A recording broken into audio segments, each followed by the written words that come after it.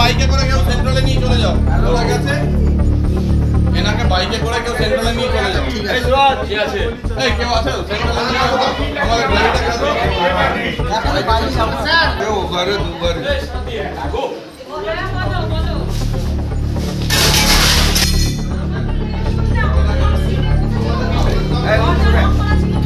এই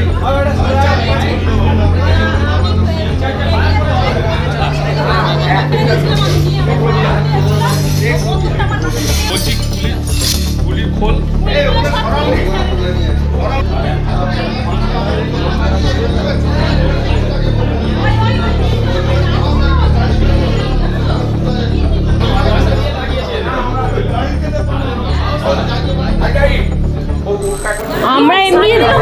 আমরা প্লেন এমনি বসেছিলাম আমাদের অফিস টাইমে, যেমন বসার পরে আমরা সিগনেচার করছিলাম, আমাদের সদস্যরা আমার পাশের রুমে বসেছিল, প্লাস আমি বসেছিলাম।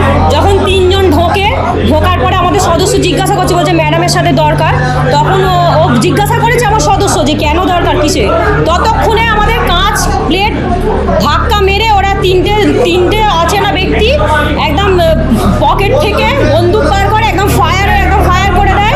আমার বাবাকে গুলি লাগে, আমার কাকাকে গুলি লাগে, এবং আমি যান বাঁচানোর জন্য টেবিলের তলায় ঢুকে পড়েছিলাম।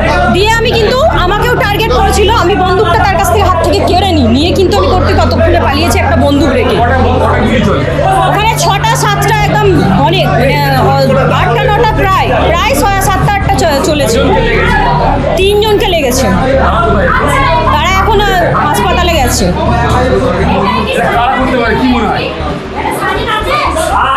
সাজিদই করবে, এছাড়া কারণ ওনার সাথেই আমার এখন দ্বন্দ্ব বেড়েছে, উনি লোক পাঠিয়েছে।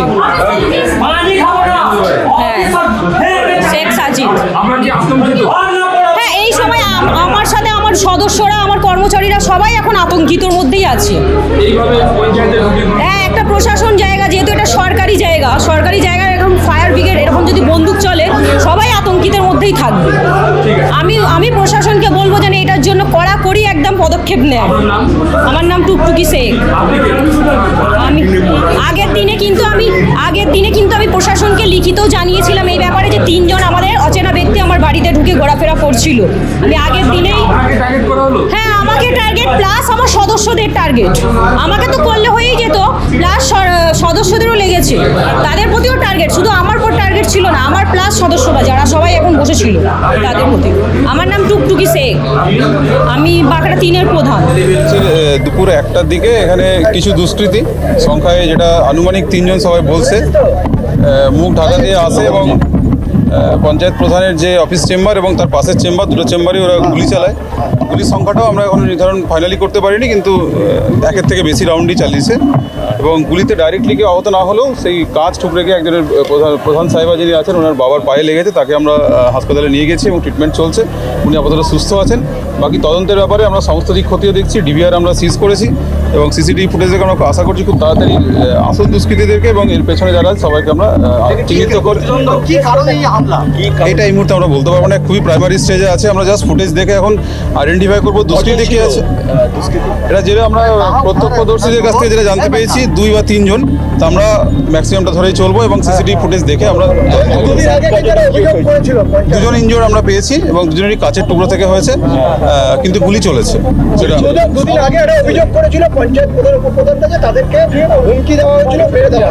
এই অভিযোগটা কিন্তু থানায় জানানো হয়েছিল পুলিশের কাছে। পুলিশ সেটার ব্যবস্থা নিয়েছে, আমি বাকিটা খতিয়ে দেখবো। এখনো পর্যন্ত 3 জনকে আটক করে তাদের কাছ থেকে কিছু পেয়েছেন? মানে এই মুহূর্তে এখনো তদন্তের সপক্ষে কিছু পাইনি এখনো, কিন্তু আমরা চেষ্টা করে যাচ্ছি খুব তাড়াতাড়ি আমরা এখান থেকে সরে পড়ব। নামগুলো এখনই বলছি না, নামগুলো এখনই আমি বলছি না, কিন্তু তদন্তের স্বার্থে এগুলো। এই ব্যাপারে কোনো তদন্ত আমি বলতে পারবো না কিছু।